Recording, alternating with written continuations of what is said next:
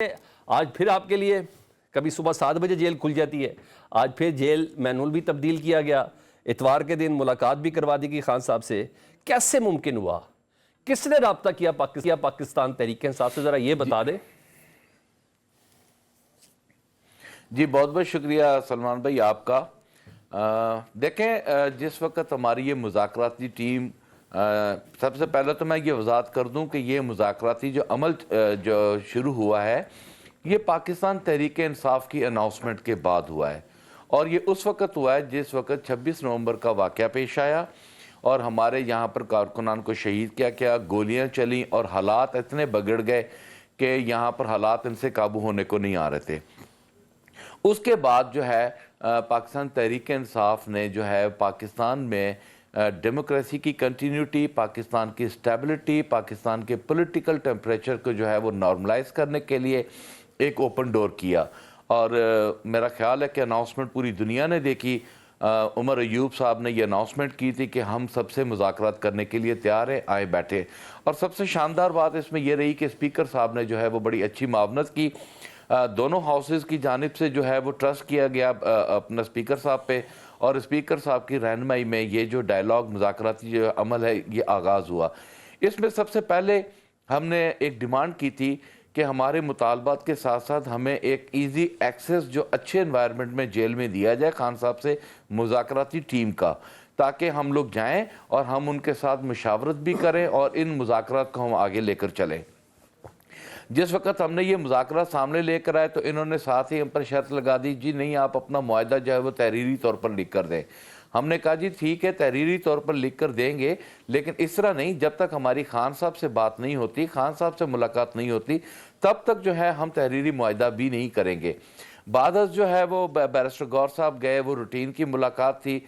خان صاحب نے ایک بڑے پن کا مظاہرہ کیا، پاکستان کی اکانومی، پاکستان کی اسٹیبلٹی کے لیے انہوں نے مذاکراتی ٹیم کو کہا کہ جی ٹھیک ہے آپ جو ہے ریٹن فارم میں لے کر آئیں اور لے کر آ کر جو ہے وہ آپ اس کی کنٹینیوٹی کریں۔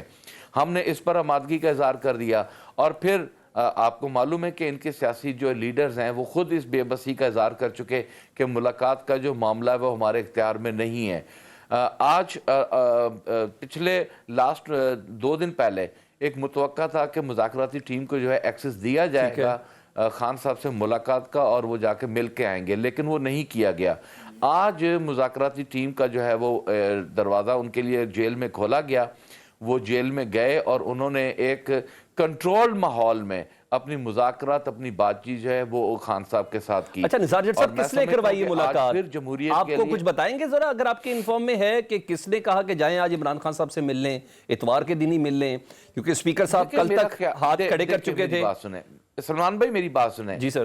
سلمان بھائی جیل جو ہوتی ہے وہ حکومت کی کنسٹڈی میں ہوتی ہے، ڈیفینیٹلی حکومت کی آمادگی کے بغیر تو یہ ملاقات ہو نہیں سکتی تھی، تو میں کسی فرد واحد کا تو نام نہیں لے سکتا، لیکن یہ ملاقات جو ہے حکومت کی رضامندی کے ساتھ ہوئی ہے، اور حکومت کی رضامندی کا مطلب ہے کہ یا تو اسپیکر صاحب ہو سکتے ہیں یا پھر پرائم منسٹر بھی ہو سکتے ہیں۔ نہیں ڈاکٹر صاحب آپ بالکل درست کہہ رہے ہیں، میں آپ کی بات سے ایگری ہوں ڈاکٹر صاحب، میں آپ کی بات سے ایگری ہوں، لیکن میرا ایک بینگ اسٹوڈنٹ ایک سوال آپ کے سے ہے کہ اگر حکومت کی ہی آمادگی سے ہوا ہے تو 10 دن تک اتنی بے چارگی کیوں تھی اس مذاکراتی ٹیم میں اسپیکر سمیت؟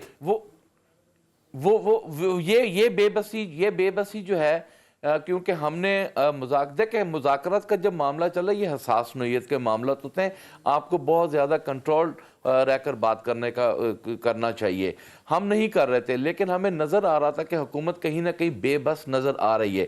اب یہ تو بٹ صاحب بتا سکتے ہیں بہتر انداز میں کہ بٹ صاحب کو کس نے اجازت دی، حکومت کو کس نے اجازت دی کہ پاکستان تحریک انصاف کے جو مذاکراتی ٹیم ہے ان کی ملاقات کرائی جائے۔ نہیں بٹ صاحب زیادہ تو پوری نون لیگ میں سچ کوئی نہیں بولتا۔ جٹ صاحب اب کل 190 ملین پاؤنڈ کیس کا فیصلہ سنایا جانا ہے، اور آج فیصلہ سنا بھی دیا جی فیصل واڈا صاحب نے، اور انہوں نے کہا اس پہ عمران خان صاحب کو سزا ہر حال پہ ہوگی، اس پر کیا کہیں گے آپ؟ جی دیکھیں سلمان بھائی، میرا خیال ہے کہ یہ انتہائی افسوسناک ہے کہ جنہوں نے فیصلہ سنانا ہے انہوں نے کل بیٹھنا ہے، اور ٹاؤٹس جو ہیں وہ آج ہی ڈکلیئر کیے بیٹھے ہوئے کہ یہ ہونا ہے۔